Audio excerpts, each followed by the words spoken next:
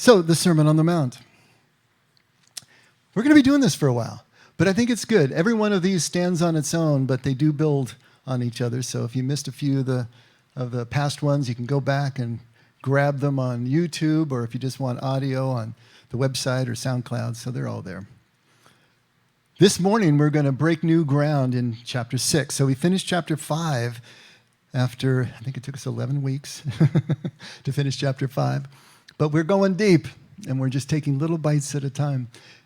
Here we break ground with chapter 6. Now, the Sermon on the Mount as a whole was probably an early catechism for the church. It was a collection of Jesus' sayings that were put in a very specific order with a very specific framework and structure that really brings you through. And I have been pointing that out. I'll continue to point that out, the structure that is behind Matthew 5, 6, and 7. And then Matthew took it and incorporated into his gospel in the later part of the first century, is the way most scholars see this actually working and happening. The Sermon on the Mount, taken as a whole, is an intense and concentrated look at a radically different view of life.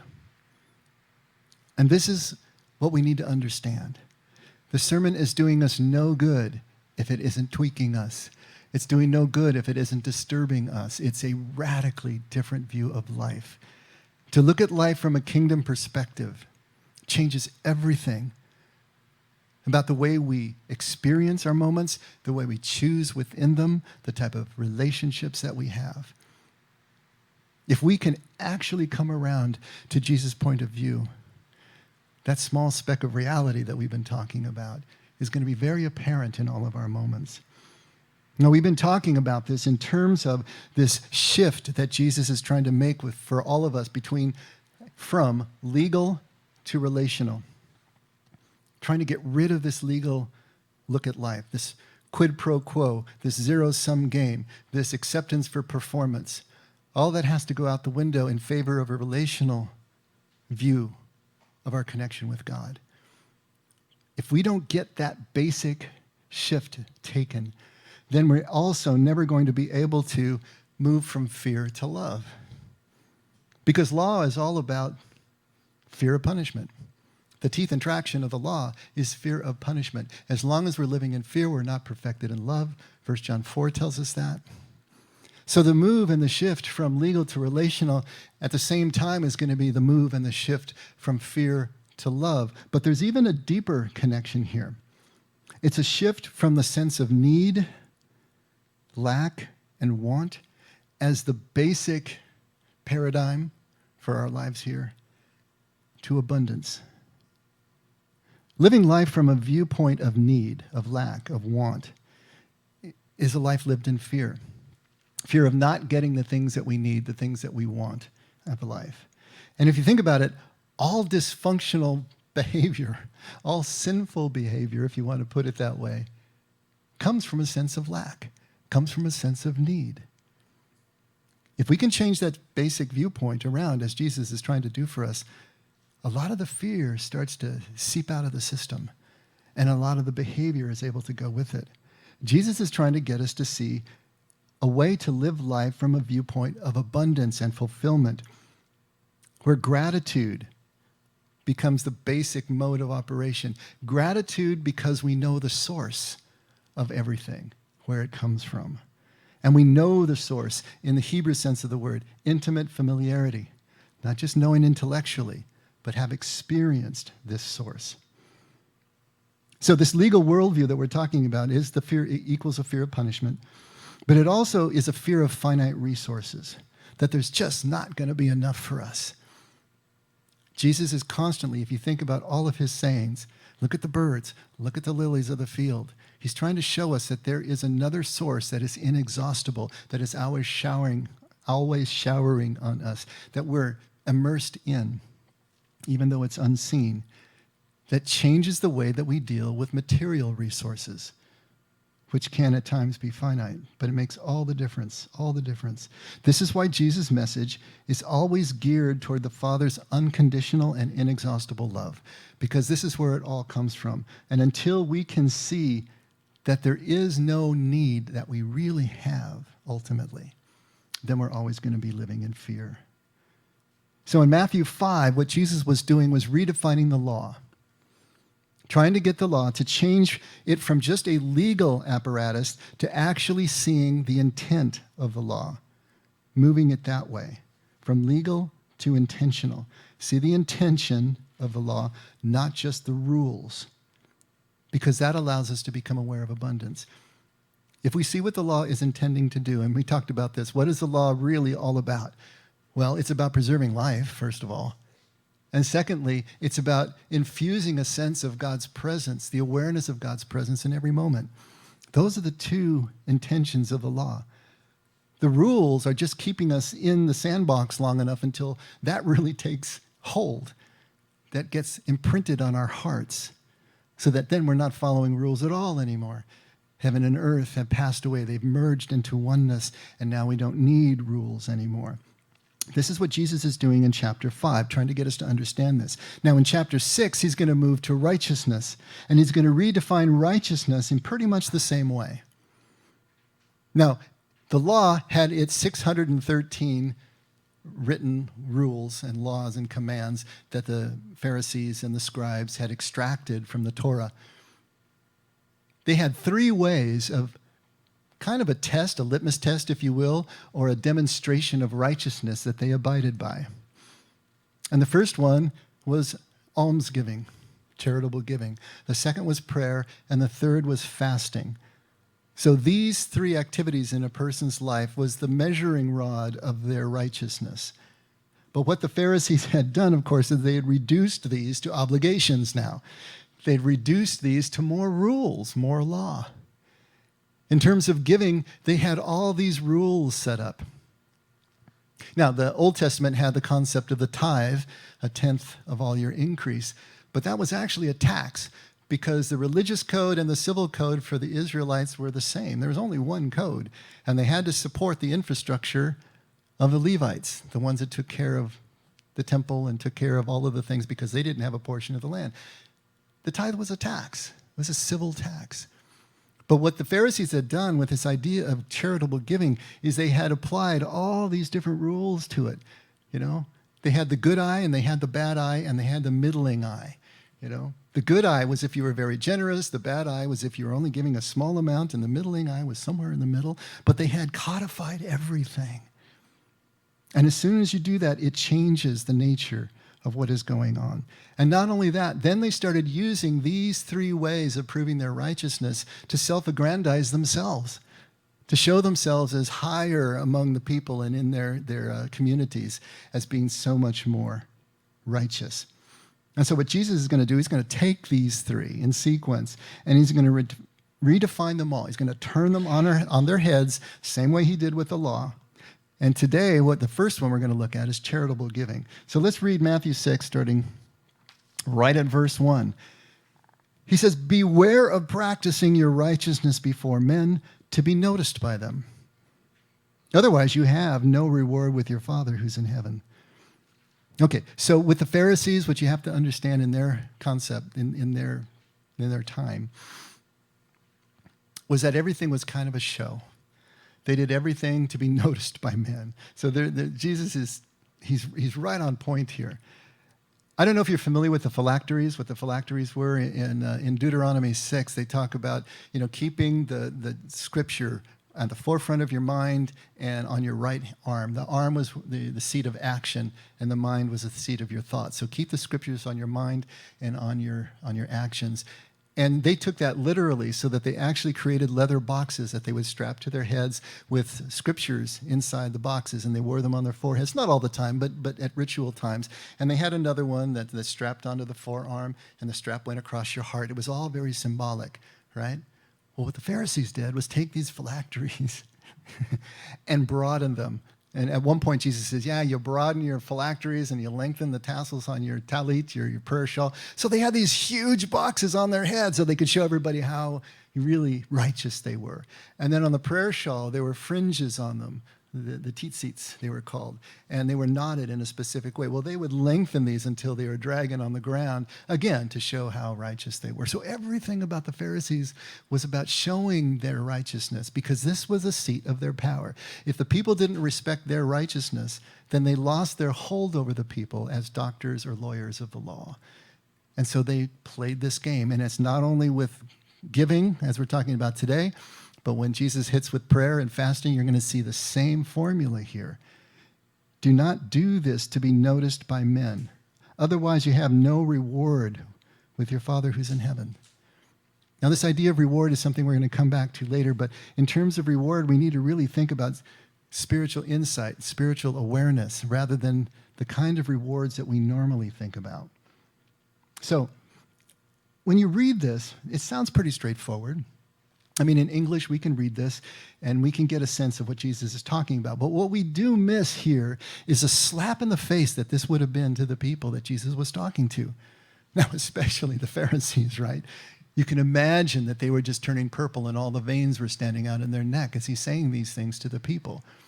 But the people themselves, they had been so indoctrinated. Remember, the Pharisees had been in power for some 200 to 300 years before Jesus comes on the scene. It was a sect that had been growing ever since they came back out of exile in Babylon. And so the people had been indoctrinated in any kind of memory generationally that this was the way it is. This is how righteousness was measured. This is how the law worked. And what Jesus is trying to do is to deconstruct that worldview, deconstruct that hard-packed understanding of the people. So it was mind-blowing, just about as mind-blowing to them as it was to the Pharisees. Now, they didn't have any power, so they didn't have that dog in the race. But imagine what it was like. They were awed by the Pharisees. They saw them as the model of righteousness, and Jesus is bringing them down to their own level. This is really radical stuff. So if we step back into the context a little bit of these sayings, I think it can help us to maybe connect the dots a little better. So let's take a look at a couple of the phrases here. The first one is doing righteousness. Now, doing righteousness is another Hebrew idiom. And these idiom and idiomatic expressions are so important for us to understand, because you can't understand an idiom by understanding the definitions of the words in the phrase, right? It's an agreed upon meaning, like it's raining cats and dogs. We know the meaning. We don't know where it comes from, but we know the meaning. We mean it's raining very hard. Okay, quadrupeds are not really falling from the sky. So there's lots of idiomatic expressions here. Doing righteousness is doing tzedakah. Tzedakah is the word that means righteousness, but it can also mean just charitable giving. It literally means that you are performing or you're doing acts of mercy. It's who you come upon and what do they need. So the Good Samaritan who comes upon the Jew who is in the gutter here, having been beaten and robbed, what he does for him is tzedakah. It's an act of mercy. It's a gift. It's righteous. And he's a Samaritan. So another point that Jesus is making, right? Who is my neighbor? Everyone is your neighbor if they're in front of you at the moment. So doing righteousness is a way of saying to give or to perform an act of mercy. Sounding the trumpet. When you give, he says, don't sound the trumpet as the hypocrites do. So sounding the trumpet, we can imagine what that means. It means just making a big show and blowing your own horn. In fact, where does blowing your horn come from? You know, it comes from this as a saying of ours, another idiomatic expression, right? But sounding the trumpet has another deeper meaning. The temple was constructed, if you've ever seen a floor plan of the temple, as much as they can reconstruct it anyway, this is the second temple, Herod's temple. It was just a big rectangle sitting on a flat. They took the Temple Mount and then just created a huge flat stone courtyard. And then right in the middle of it, walled in, is this huge rectangle shape. And the front gate was called the Beautiful Gate, and there were gates on both sides and the front. And when you went into the next courtyard, that was called the Court of the Women. The outside court was called the Court of the Gentiles. And so anybody could be on the outer court. The Gentiles, whether they're Jews or not, men, women, everyone can be in the courtyard outside the main walls of the temple itself. But as soon as you entered one of those three gates, you are now in the Court of the Women. This is the outermost court. This doesn't mean that only women were there, but it was as far as women could go in that culture. The women could go into the outer court, but they couldn't go into the next court, what was the court of the Israelites, or the court of the men. That was the area where all the sacrifices were done. And then there was another gate that went into the holies, and then the Holy of Holies. And so there was this, getting deeper and deeper into the temple. But the court of the women was the outermost court. And they had 13 collection boxes around the perimeter of this court in different places. Actually, 11 in the court and 2 on either side of the gate. And these were collection boxes for people to give gifts. And each one was specific about the type of gifts that you could give in that particular collection box. And then at intervals, they was all collected and taken to the inner chamber inside the sanctuary. Well, these were called the trumpets. Why? Because they had a narrow throat at the top, and then they expanded down like the bell of a horn at the bottom. And so if someone came in and threw in a whole big handful of money and made a big scene and a big noise, and everybody turned and went, wow, that was called sounding the trumpet. So it's interesting how Jesus is saying something that had a lot more significance to them. We can kind of glean the meaning, but there's a lot more there. And of course, immediately they understood what was going on. Both the Pharisees and the people. This is why it was so important when Jesus just hanging out. I don't know if you remember the story. Jesus is just hanging out in the temple, just sitting in front of one of these treasury boxes, one of the trumpets. And this old widow comes and puts in what would be probably 1/10 of a cent. A mite is what they called it. This is the famous widow's mite. And she does that. She drops it in. Nobody notices. Nobody cares. It's such an insignificant amount of money. But he turns to his father and says, see what she just did? Did you get that? He's probably all excited. Could you imagine Jesus just hanging out, just sitting by the treasury box, just enjoying people watching? To have been there, to be able to hang out with him sometimes, But he's just hanging out. Did you see what she did? These people who are sounding the trumpet here are giving out of their surplus. Huh? She gave out of everything that she has. Over and over and over again, Jesus is trying to redefine the ideas of righteousness, but he's doing it very specifically here, sounding the trumpet. Don't do it. Then he calls them hypocrites. The hypocrites do this. And the Aramaic phrase for hypocrites is another idiomatic expression. I just love it. It's the receiver of faces. 2 words, receiver of faces, that we translate as hypocrites. Think of that. It's someone who assumes a role, right? An actor who puts on a mask for their own personal gain. That's a hypocrite, a receiver of faces. So interesting. And it's important for us to realize that there really aren't that many hypocrites around. We throw that word around a lot. We start to throw it around because if it's just someone we don't like doing something we don't like, we're a hypocrite, But really, there aren't too many hypocrites who are consciously and intentionally putting on a face, assuming a role for their own personal gain. Most of us are just sort of garden variety sinners.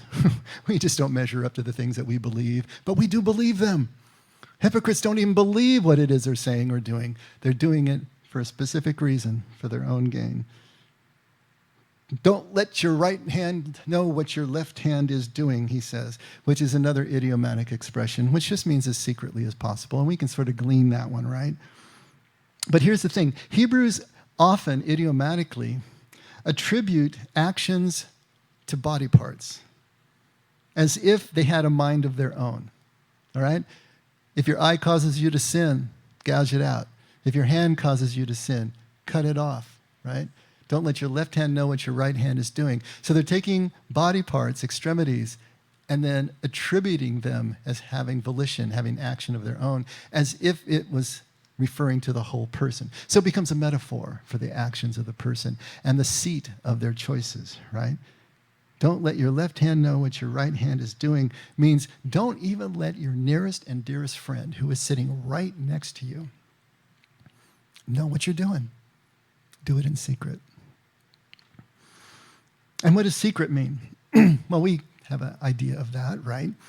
Secret. But there's more. But wait, there's more. It's a possible allusion to the chamber of secrets in the temple. Now, I know you're all thinking Harry Potter right now, but this is not that. See? Yeah, I told you. It's a chamber of secrets. There was a chamber of secrets. Actually, there were two chambers in the sanctuary. One was a chamber of secrets, and the other was a chamber of vessels.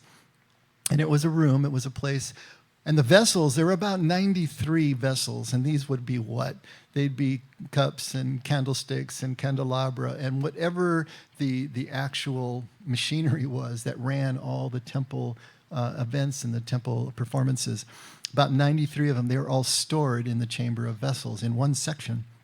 But there was another section where people could come and they could donate vessels to the temple if they wanted to. And then periodically the temple folks would come and they'd evaluate which ones they were going to keep and use and which ones they were going to sell off and take the proceeds. So that was the temple of vessels. The other was the temple, the chamber of vessels. The other was the chamber of secrets. And the chamber of secrets was where people could go and deposit money anonymously, without anybody knowing who they were. And then those who needed money, those who were down on their luck and needed help in some way, they could come in secret and then be sustained and maintained out of that fund. And so nobody knew who the giver was, nobody knew who the receiver was. It was completely anonymous. And it was great because it voided the awkwardness of one person getting from another person. It voided any grandstanding, and avoiding the shame and the embarrassment of a family that needed help and had no other way to get that help. So the chamber of secrets, and Jesus is obviously alluding to this, and they understood that in that culture. Do it in secret. They knew the whole process of the chamber of secrets. They knew how that worked. And if you don't do it this way, if you make a show before your fellow men, women, and you have your reward in full, then there is no further reward from the Father. Now, how are we supposed to understand this reward? See, to us, typically the reward is heaven, right? We do what we do here, and our reward is going to be in the next life. So the reward really is a sum of all the dues that we pay as we live our lives. The reward is the recompense, the payment for all the good that we do, the good deeds, the mitzvah, right? We get that later in this next life. But this is based on two assumptions. First, that God is up there someplace legally counting. He's got the little green visor on, and he's counting everything that we do so that our reward is just, and reward is exactly what it's supposed to be. And secondly, it's also assuming that the deeds and the rewards are separated in time, that they're somehow kind of a cause and effect. And you can look at the reward as an outcome for the things that you do here, but not in this life, in the next life, but there's this separation between the two. These are legal assumptions. Remember last Sunday we were talking about Simon the Pharisee who invited Jesus over. Not because he really wanted Jesus over, but he was trying to find a way to tear him down and trying to find a way to test him and show him wanting as any kind of prophet, as the people were increasingly saying in the countryside. And as he is there with Jesus, the sinful woman comes in, the most sinful woman in the village, and we have this showdown between the two of them. Jesus uses that opportunity to show that Simon, who was a Pharisee's Pharisee, absolutely flawless in his following of the law, felt that he was entitled to the reward of God. Whereas the woman, who knew that she wasn't, was only grateful that Jesus didn't pull away when she came to anoint his feet. If we look at reward legally, first of all, we're going to be on the hamster wheel of trying to do everything perfectly, which is exhausting, and we never ever get there, except sometimes in our own minds. But also, it leads us to entitlement, that we are now entitled to something that this person is not entitled to. And it separates us from everyone and puts them into boxes and categories in some sort of caste system. And we're judging all over the place, which is what Jesus is not going to tell us not to do in the first line of chapter 7. And so we want to get away from this idea of this legal assumption that it has something to do with entitlement rather than gratitude. And the other thing is that it can't mean legal entitlement to Jesus because he was all over that constantly. The widow is the one The one who doesn't have anything and is not entitled to anything is the one that he holds up, right? It's the publican who is praying and calling himself a sinner and that he's not worthy is the one that he holds up as opposed to the Pharisee. He is always trying to get us to turn that corner to come back into the anavim spirit. It can't be about entitlement with Jesus. And the other thing is that it can't be about heaven to any Jew. They don't think about the afterlife. They don't have any doctrine about the afterlife. Everything that the Jews are focused on is right here and right now. So what are we talking about? What is Jesus talking about? What's this reward all about? The entire Sermon on the Mount, and this is so important for us to keep in mind as we're reading every single passage, the entire Sermon on the Mount is delivered within the context of kingdom, the kingdom of heaven, the kingdom of God. And the kingdom, as Jesus defines it throughout the course of his entire ministry, is always understood in the context of the here and the now and within us. It's not a territory. It's not out there someplace. It's not some future. There are future aspects to it, but that's still within us. See? The entire sermon is delivered within the context of kingdom. Kingdom is understood within the context of the present moment and actually within us. So the reward that Jesus is talking about also has to be here and now and within us. It's not out there someplace. We're not waiting for it. Jews don't focus on an afterlife, always the present. And what that points to is that God never withholds anything. He's not holding on to all the prizes until you perform and perform well enough, and then after you die.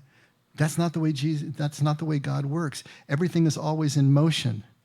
That's fear-based thinking that gets us to separate these things in time. Last week, Jesus said, God causes the sun to rise and the rain to fall on the good and the bad and the righteous and the unrighteous. There is never a time that this flow isn't happening. On everybody who is here breathing, makes no difference. It's indiscriminate.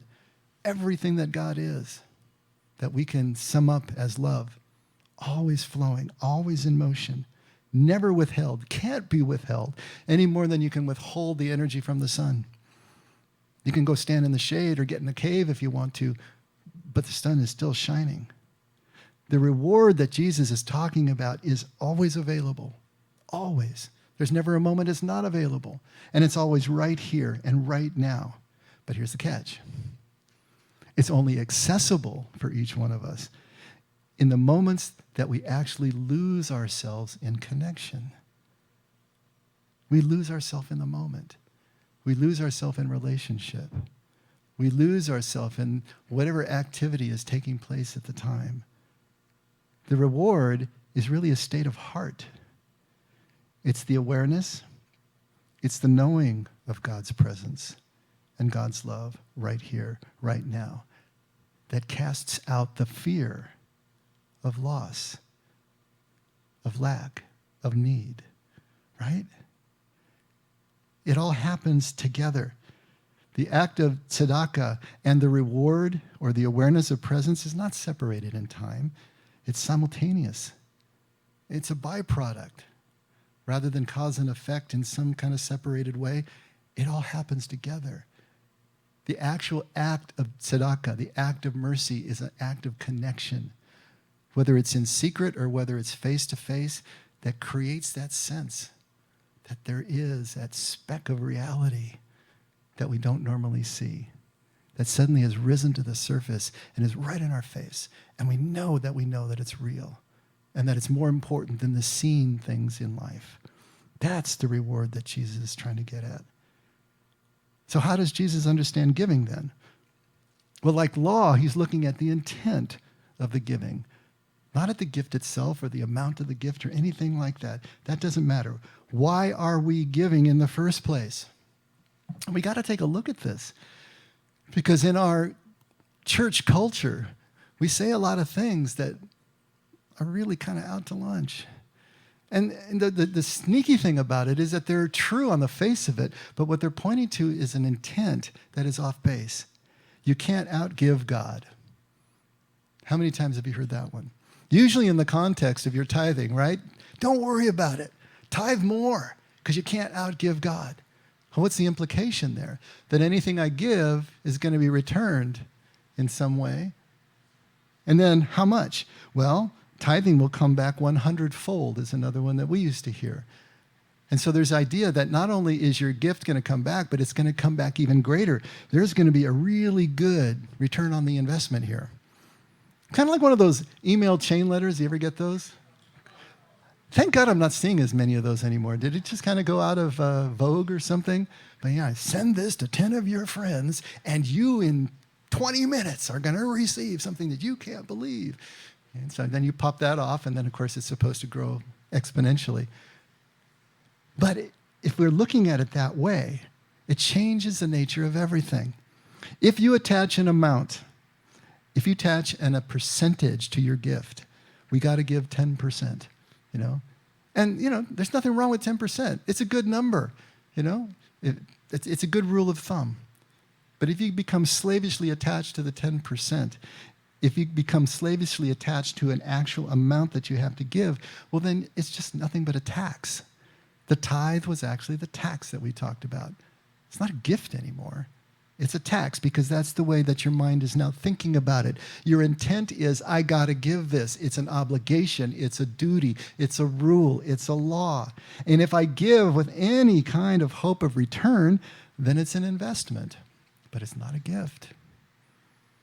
And this is what the Pharisees had reduced tzedakah to. This is what the people were indoctrinated into. And Jesus is doing everything he can to tear down that edifice because it was keeping the people from the actual experience of the reward, the connection with their God. Leonard Sweet, I don't know if you ever heard of him. He's a Methodist pastor, a total out-of-the-box thinker, just great author. He has a little piece on this where he says that giving for us has become like a God complex. He says, we like to give. We're not so hot at receiving, but we love giving as Christians. Why is that? Because it keeps us in control, doesn't it? It keeps us in the superior position. We don't want to be in the inferior position. We don't want to be the one at somebody else's mercy. We don't want to be the vulnerable one. We want to be like God. We got everything, and we can give it to you. The mindset is what changes everything from a gift. We're not good at receiving. We're not good at being vulnerable. The Anavim spirit that Jesus is always holding up as the one that is closest to God and the closest to God's presence is not available to us if we're always the giver and if we are looking at it like that. Leonard Sweet talks about it as being comfortable with being the ower and not the owner. Get that little play on words? We're the ower. Why are we the ower? Because everything is God's anyway. Everything we have is God's. That's the source of it. We're basically rearranging deck chairs on the Titanic, but we're not making the chairs. They're just there for us. Everything in life is there for us. We're rearranging it. We're pulling some over here and we're pushing off there. We clean up over here and we make it dirtier over there. That's all we're doing is rearranging stuff. Everything is God's. We are stewards, if you wish. We are delivery devices. But we're not the starter of this whole thing. Just as Jesus said, nothing starts with me. I don't initiate anything. It comes from God. It flows through me from God. Same idea here. So we're starting to get closer to this Hebrew concept of giving. But let's read one more. How are we doing? Let's read one more. This is a weird one.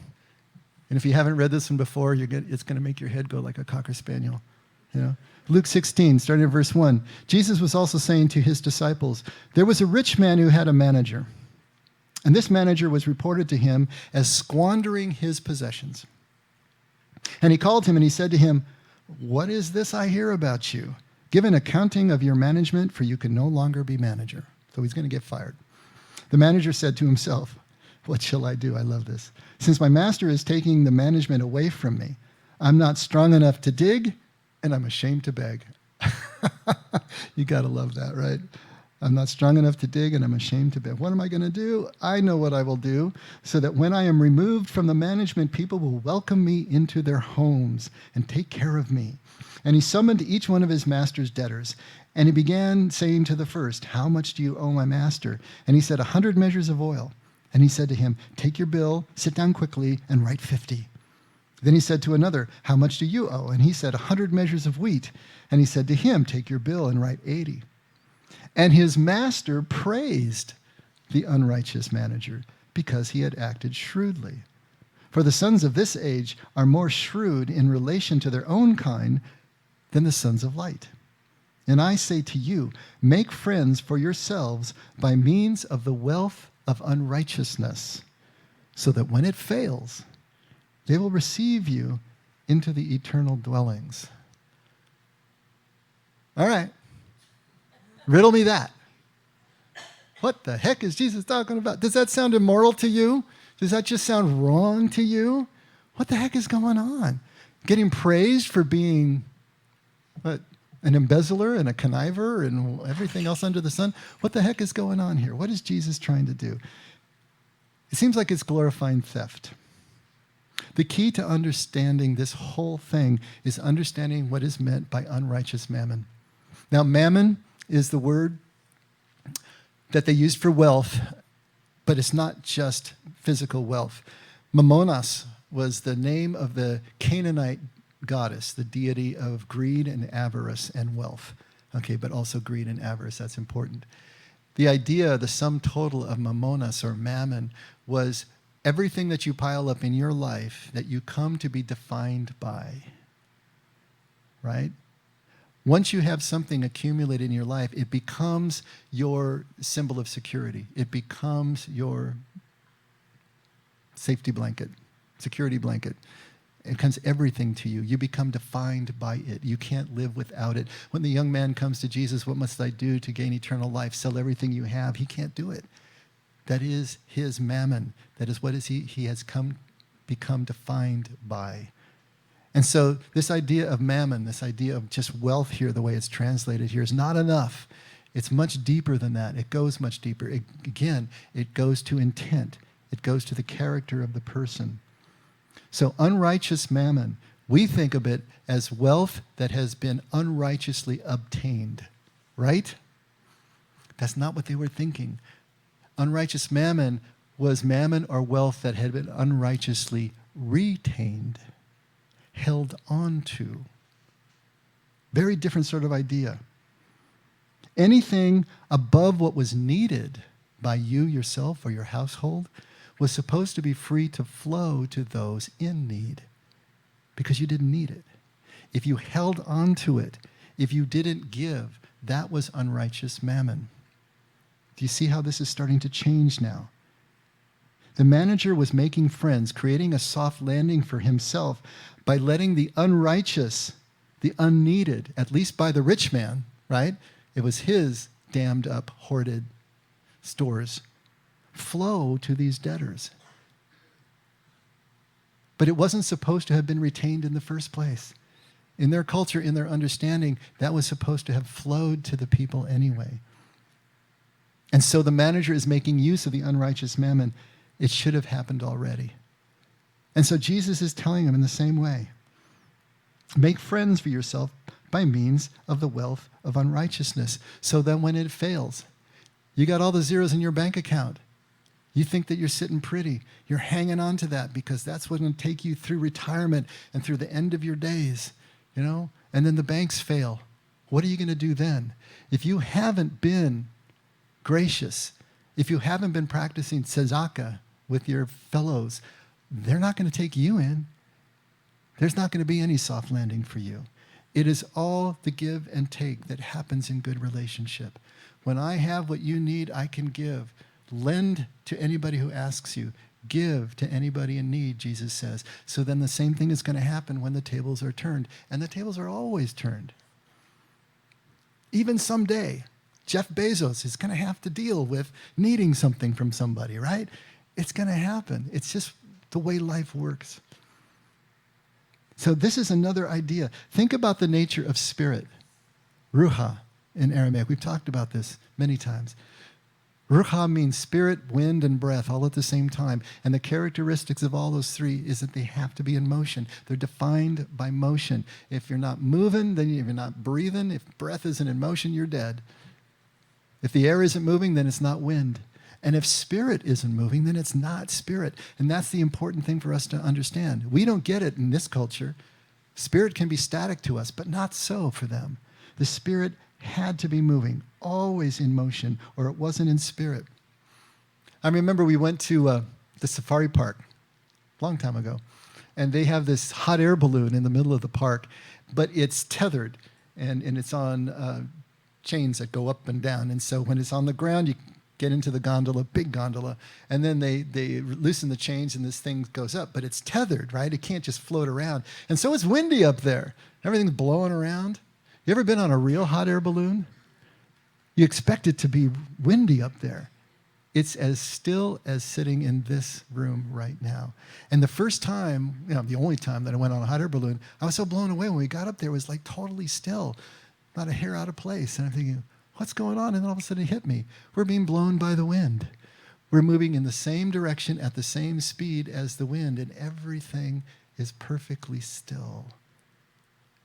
Not the safari park. That's blowing because it's being held by a chain. It's chained to the ground. Do you get the metaphor that I'm dishing out here? When we are free to blow with the wind, blow with spirit, things change. If you're living your life with a gale force wind in your face, think about it.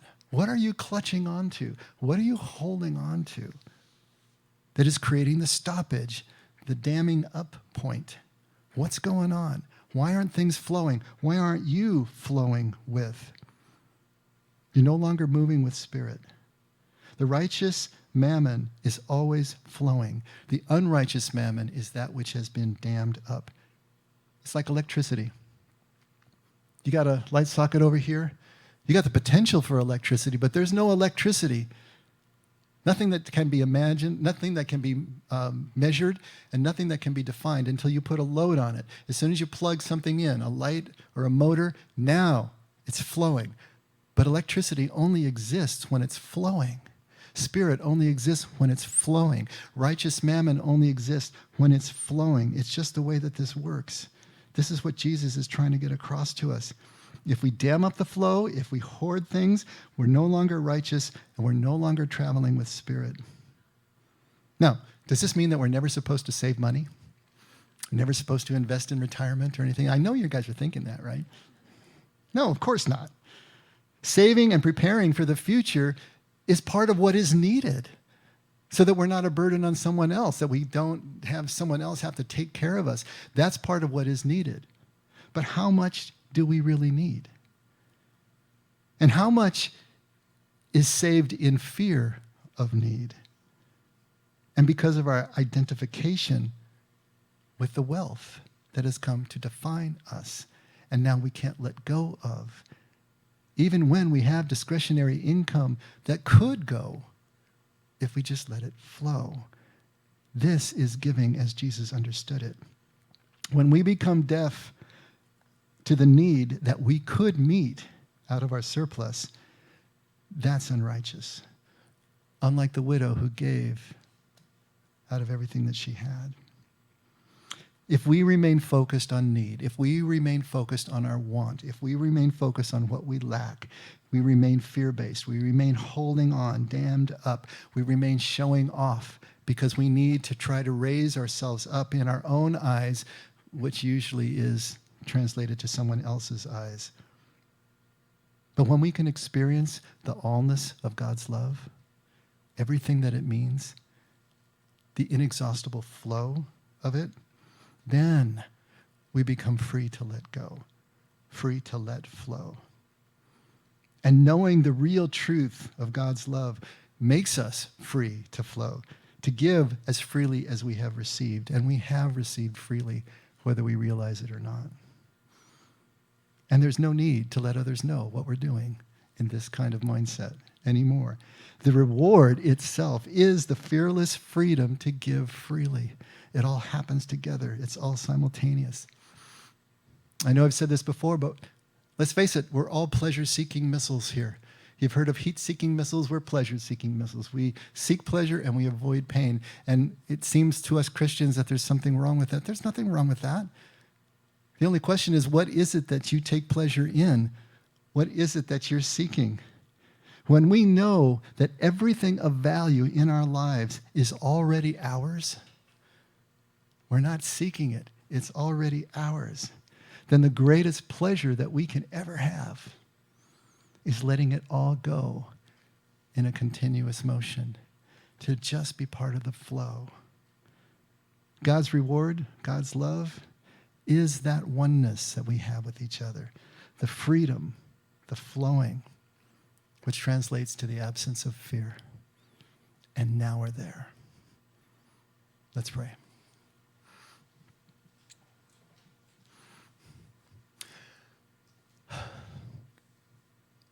Father, even the simple things are so difficult for us. It's amazing how we can understand things and they're so difficult to do, how we can believe that we believe something, and yet something down deep is still pulling us in the other direction. Father, we want to be fully integrated as people, that our deepest desires, our unconscious programs, and everything that we think and say we believe, and everything that we do and say is all of one piece. It's all one thing, and it's all one with you.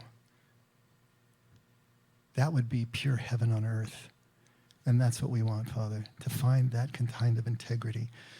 So help us first by renewing our minds, thinking about things differently, but then taking those first few fearful steps in a direction that we don't recognize, and experience what we experience there of your trustworthiness, of your love, that can then usher us in more fully.